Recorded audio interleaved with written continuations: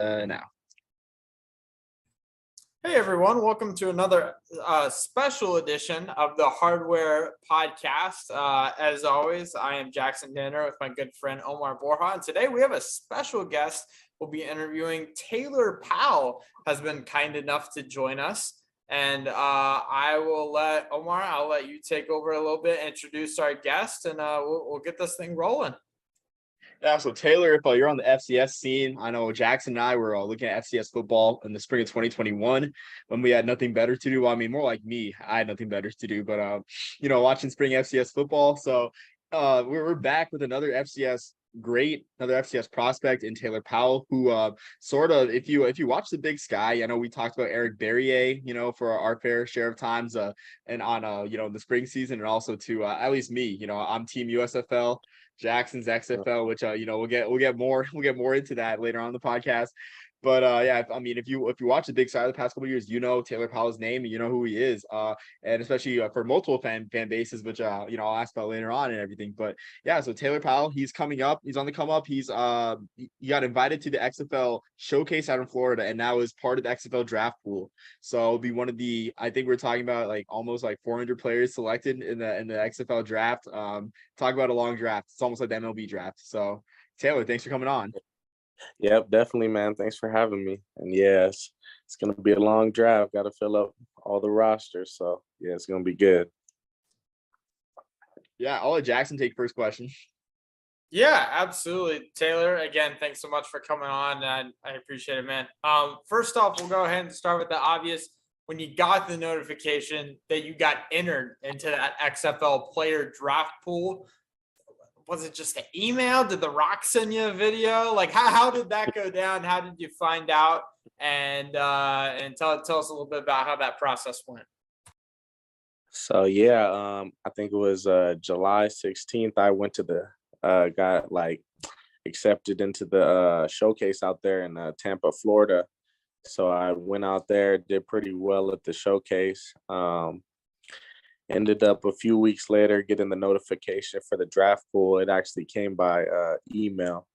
So yeah, I got it early in the morning, and not gonna lie, I was pretty pumped up just because I know how many players were doing the showcase, and everyone's not getting the draft pool. So now I was pretty excited about that, and whole process has been a ride. But yeah, it's exciting. Definitely a good journey to be on.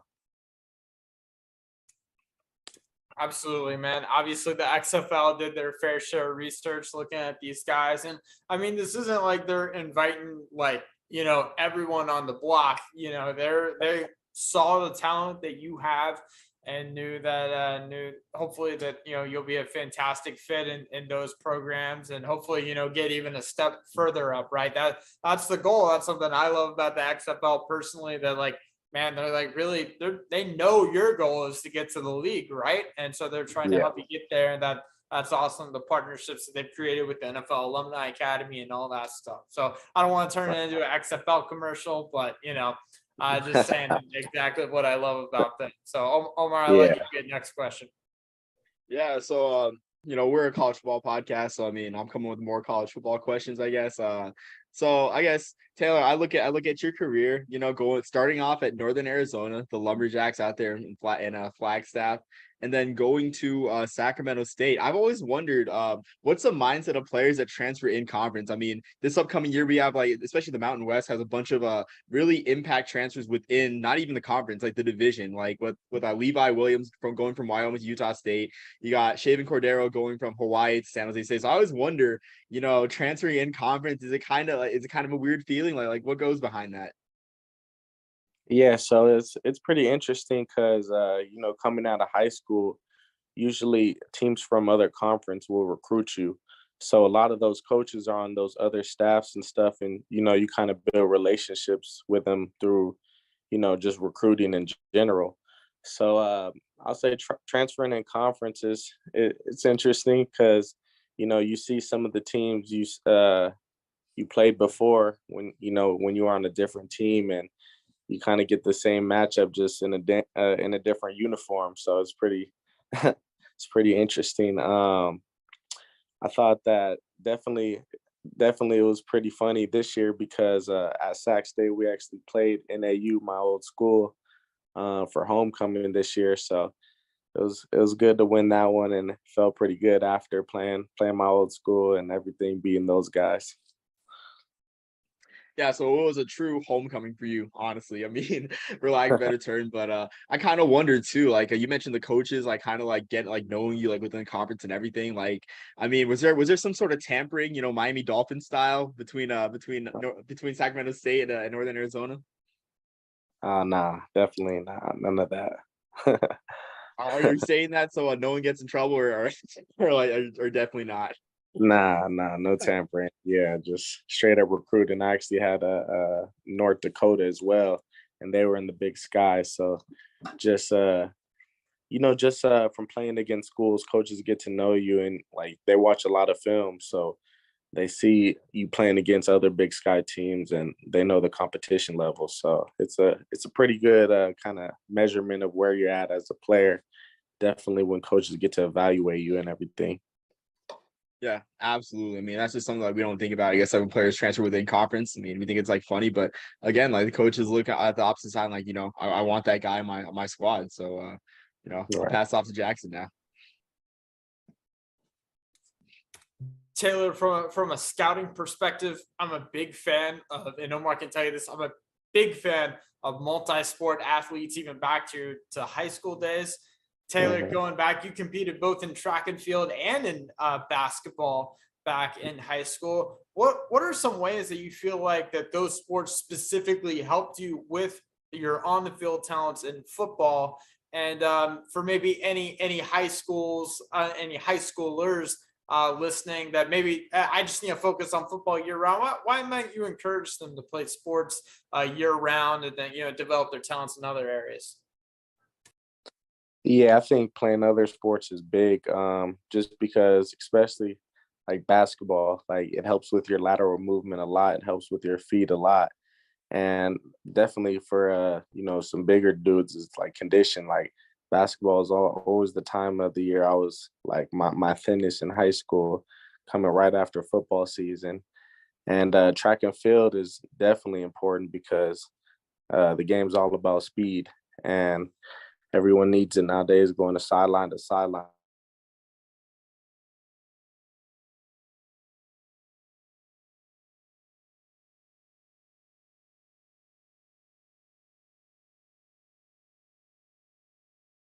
Don't focus on one thing because you're going to get burnt out. It's too much time. And obviously, you think of like Joe Burrow being Mr. Basketball in Ohio and all that, and Jimmy Graham, the great tight end that's played basketball. Man, Julius Peppers played basketball too, right? And excelled in it at the Yeah. college level. So it's something that, like you said, helps with your lateral movement, helps with your feet and footwork and all that. So man, I love that. Big fan, and I can certainly see how it helped you out.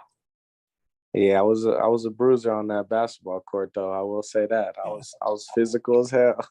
Hey, you're a football guy at heart, right? So you gotta get physical somehow. Find one way or another, right? Right. Yeah, so my next question, Taylor, is you face a lot of talented players in the Big Sky, Eric Berrier, and whatnot. So like who is the most talented player you've ever faced just in college? I would have to say, so yeah, my freshman season at NAU, it was 2016, and we're playing Eastern Washington, and it was actually Cooper Cup's last year. So yeah, I wasn't a full-time starter though. Then I was getting a couple plays a game, so I actually lined up a couple times against him. So yeah, I would definitely probably have to say Cooper Cup. He's a monster. I guess Cooper Cup had already built a name for himself at that point. So like you as a freshman, like what was going in your like mind, like covering Cooper Cup at that moment? Yeah, well, yeah, I wasn't like exactly in one-on-one coverage. It was more of a zone coverage, and he was kind of in my area. But nah, just being out there with a bunch of good players. There was on that squad. There was Cooper Cup, Kendrick Bourne. Um, who was the quarter? I think the quarterback was Gabe Gabe. I forgot his last name, but he was the quarterback. They had a couple of studs on that team for sure. And Webster. Webster actually plays for the Bears now too. He was on that team. Yeah, EWU is like so many, so like it's honestly a football factory. Like, I mean, at all levels. Like you look at NFL, Cooper Kupp. I mean, Kendrick Bourne, who honestly, like, shoot, I did not know Kendrick Bourne went to Eastern Washington. That's on me. Take my Niners fan card away. Take my Niners fan card away. But yeah, Kendrick Bourne, also like Vernon Adams too, before he went to Oregon, and he's like saucing it up in the CFL with the Alouettes. So yeah, this is a football factory. So I mean, honestly, I figured it would be someone from Eastern Washington. I just didn't know who it would be, because like it seems like every single year they got a receiver in that system. Yeah, they got some dogs over there. Good program. Yeah. So I'll pass to Jackson for the next question. So they weren't like, hey, Taylor, we need you to cover this little, probably just a little shallow cross or quick slant with Cooper Kupp on the other end. They weren't asking you to do that, hopefully. Yeah.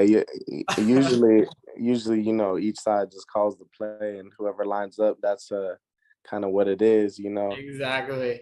I can't think of anyone in the league, much less a linebacker, that'd be able to cover that, because that man is impossible. Yeah. Going back to your college days, you were all Big Sky on special teams as a freshman, right? And that's something that is a huge part in the NFL, especially around this time of year. Maybe what are some things that, hey, instead of, getting a snack or running to the bathroom real quick during these special teams plays during the preseason, what can we look for? Because those are really the most critical plays, just like I said, in August in the National Football League. What are some things that we'd be looking for? And I mean, obviously you would know about as good as anyone, being, all Big Sky special teams. So tell us a little bit about that. Okay, yeah, I think from a defensive perspective, you got just those guys who have the nose for a ball. Like, they'll be everywhere. You'll see them on kickoff team. You'll see them on punt team. And just being well-rounded, especially as a linebacker, you're going to be on all those special teams, whether that's kick return, punt return, punt, kickoff. So just being able to be versatile, I think that'll separate, some of the linebackers who aren't as good at special teams and haven't played them in the past. That's always been a big part of my game. When you kind of go up in the program and get older, they kind of get you leeway to be on special teams or be off special teams. And that was something kind of I always wanted to be a part of, and always went to every meeting, because I realized like that could be the shot. Like, you get like special teams, you can make the biggest play of the game on there, like get your name in. Then they start throwing you in on defense, and that'll take care of itself. But yeah. Special teams mentality, no matter where you're playing on the field, right? What phase of the game. Yeah, exactly. Love that, man. Yeah, I'm sure you've heard the adage, Taylor, special people play special teams. It's always true. Like, I always gravitate towards the special teams legends. If you ask me, Steve Tasker should be in the Hall of Fame. If you ask me, Matthew Slater should be in the Hall of Fame too. So, I mean, that I feel like that reaction is kind of like, man, that's a hot take, Omar, type reaction. But my next question is pretty basic. I mean, ask any player that comes on our podcast, like, who do you model your play off of? So I grew up, watching Ray Lewis. That's always been my favorite player ever since I started watching football.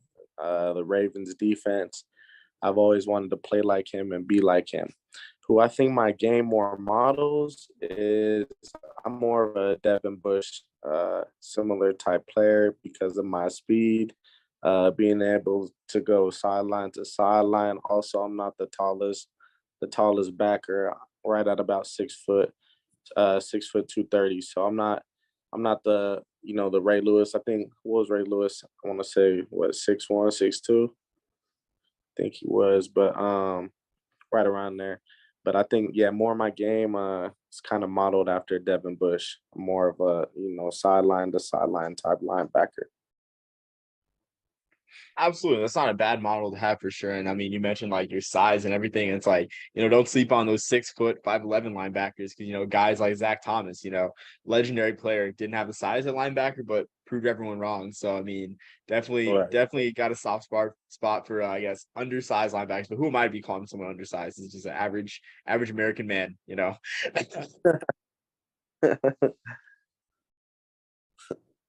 We all got those struggles. All two of us in this interview have those struggles, right, Omar? So, Taylor, there's this fascinating interview that I listened to with Luke Kuechly, and I feel like I learned more about the linebacker position listening to Luke talk than I did in all my years of watching football. And one of the things he talked about is, man, the importance of staying between the hashes when you're playing middle linebacker, and then trusting your speed to make the tackle. You don't gamble on anything, and you always just, like Luke said, just trust your speed to get to the ball after you know where it is going. Are there any little things that you had to learn to really discipline yourself while you were in college? Was it, it's tough being a ball hawk, like you said, playing on special teams like that. You always want to, make that jump and get that head start. So anything that you really had to learn and took some time to discipline yourself on? I could say one thing that really helps me out, and that would be watching film, studying personnels and formations. Formations was a big thing I had to learn. Like, I obviously knew all the basic ones, the trips, twins, ace, all those, but getting those other personnels down and formations down really helped me excel, because I knew what the play was before the snap went off. So I feel like just that mental aspect of the game, a lot is physical, obviously it's football, but that mental aspect will help you be a step ahead of the opponent. So anytime you could go in knowing, like, kind of having an idea what they're going to do when they line up and do something, you got a better chance of, making plays and being disruptive in the defense. And that's one of your main goals you want to do. So you're organizing plays, I guess, in your head more by not just personnel groupings and looking at those frequencies, but by formation is where you're really getting down to it, I'm getting. Yeah, see, during the week, the coaches will give you like kind of like a scouting report for each team. So you could go in there by personnel, by formation, and see how many times they've ran out of it, how many times they've passed out of it, the percentage they called it on first, second, or third down. So you could have all that in the back of your head, and it makes it easy when like you're going through practice, and the plays in practice they run, they're gonna look a little different speeds from the scout team to the offense, on Saturdays or Sundays. But being able to recognize those plays in the game is really gonna, how you make your money. Yeah, absolutely. Hey, it gives you that head start without even having to move, right? So Right. That's awesome. Well, Taylor, again, back to your college career. You're probably one of the few people up to this point in college football with the changing landscape to have 2 playoff runs with 2 different teams. So, not to alienate either fan base that you play that are rooted for you, but do you have a favorite playoff run in your FCS playoff run in your career? Yeah, I would probably have to say Sacramento State, just because that season was different. We won a championship over there with Sac State. We had the best team in the conference. At NAU, we had a good squad that year, but I definitely have to go with Sac State just because how the regular season went. Absolutely. I mean, shoot, I guess it's throwing a shot at I guess Alabama fans that like made it as a first Alabama 2017 that made the playoff as an at-large, and then now Georgia that made the playoff as an at-large, both national champions. Conference championships do matter. Taylor Powell saying it right now. Conference championships do matter. So I guess glad to hear you say that. Taylor, just saying that, you're more qualified than half the people on the CFP committee, right? So, yeah, man, I've got one last question for you. I feel like linebackers are probably one of the more like misunderstood positions in football, if that makes sense. Tell us a guy right now at any level. They can be in the league. They can be, in the XFL draft pool along with yourself, or in college. Tell us a guy who's not a household name, but is doing something right and that we should pay attention to this season.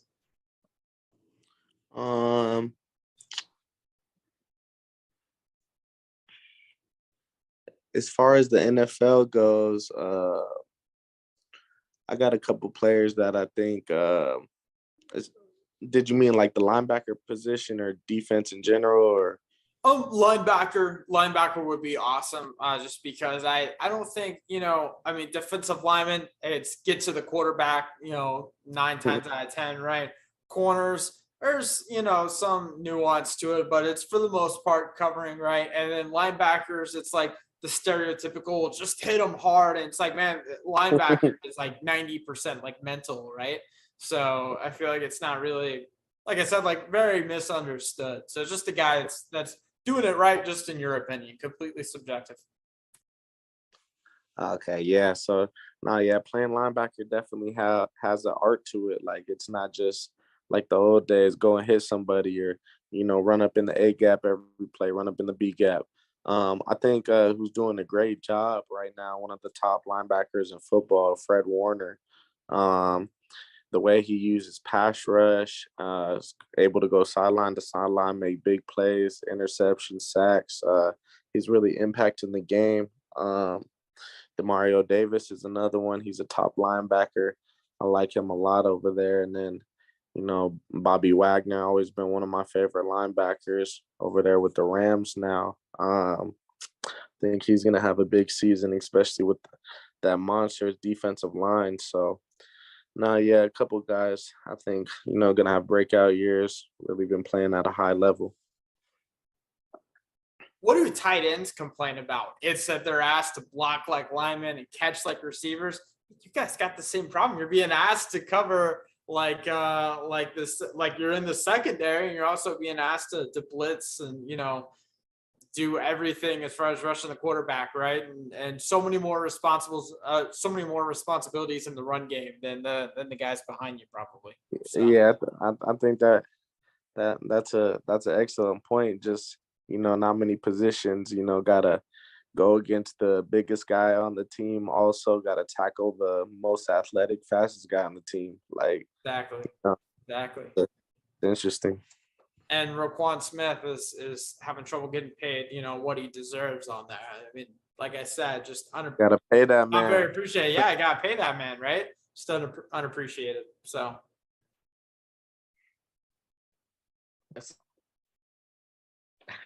I got one last question. Kind of a change of pace, and I know I told you that Jackson's more definitely the football related person, but I know that it snows a little bit in Flagstaff. Some trees. Did you ever see an actual lumberjack in Flagstaff in your time in Northern Arizona? Man, just a mascot. I always wonder what happens like these real life, like when schools have like mascots or like real life people, like like the lumberjacks. I'm trying to think like who else, like the Boilermakers. Like, has anyone in Indiana seen a Boilermaker? So I had to ask. Maybe there's a strong lumberjack community in Flagstaff, but I just had to ask. Yeah, no. Really going with the hard hitting journalism there, Omar. Oh my god. So what do you think of the 11-game suspension of Dish? No, I'm just playing. Oh no! All right, I'm not saying No comment. Taylor, I tell this to everyone we have the opportunity to interview with. In the AAF, I was a diehard Orlando Apollo. The bandwagon. XFL for the second run around. The Tampa Bay Vipers. Taylor, if you somehow find yourself, hopefully it's just for a cup of coffee on the way to the league, but if you find yourself on the new Orlando XFL team that's to be named, first in line to buy your jersey, man. So hopefully you make it out there to Central Florida. Yes, sir. Definitely.